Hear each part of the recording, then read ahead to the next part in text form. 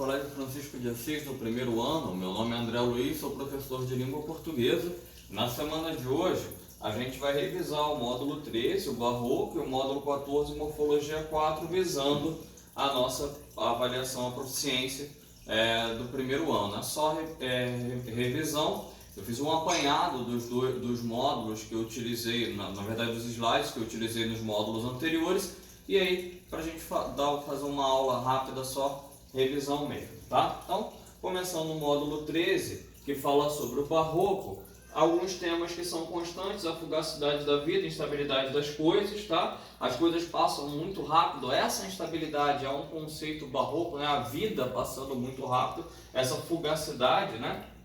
A morte, a expressão máxima da efemeridade das coisas, o fim, o final, tendo como fim a morte, né? Então o Barroco ele vai falar: aproveita, aproveita, aproveita agora, enquanto a gente ainda tem a existência, né? A existência carnal. Concepção do tempo como agente da morte, dissolução das coisas, castigo como decorrência do pecado.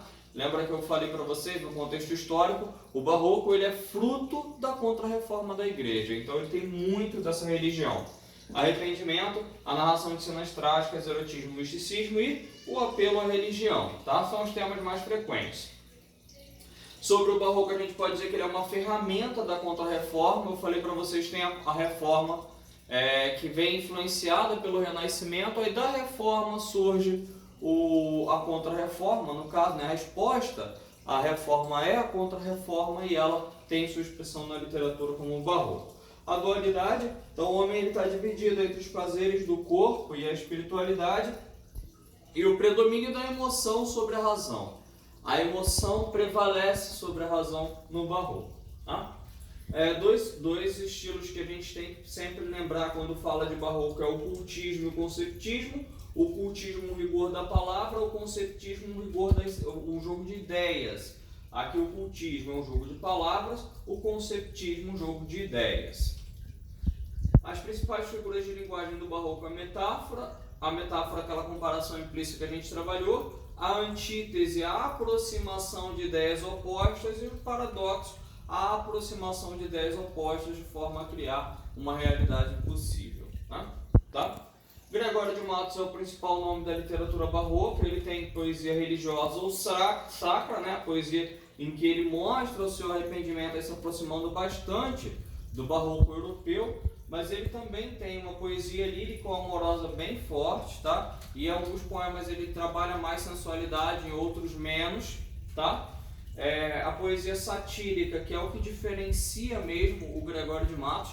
Ele tem uma parte da poesia que é muito voltada para a sátira, para criticar os governantes da Bahia, né, que era o local onde ele vivia. Então ele critica, essa parte satírica dele é bem presente também. Tá?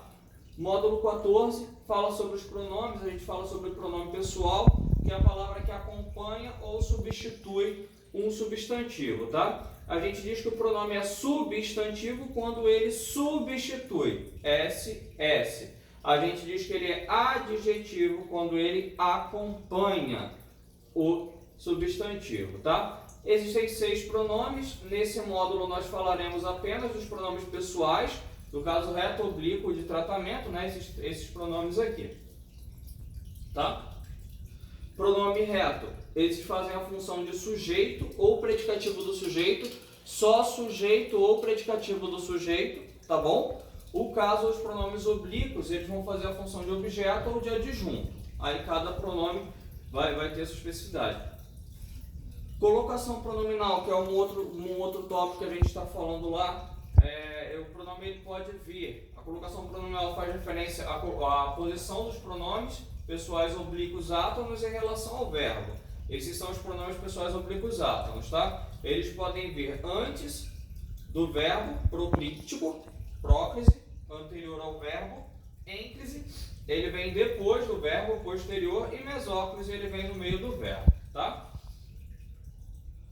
Então, a gente fica por aqui. Há também os pronomes pessoais de tratamento, tá? Os pronomes que se dirigem a pessoas específicas, como, por exemplo, Vossa Santidade, que é referente ao pronome de tratamento direto ao Papa, utilizado fazendo referência diretamente ao Papa.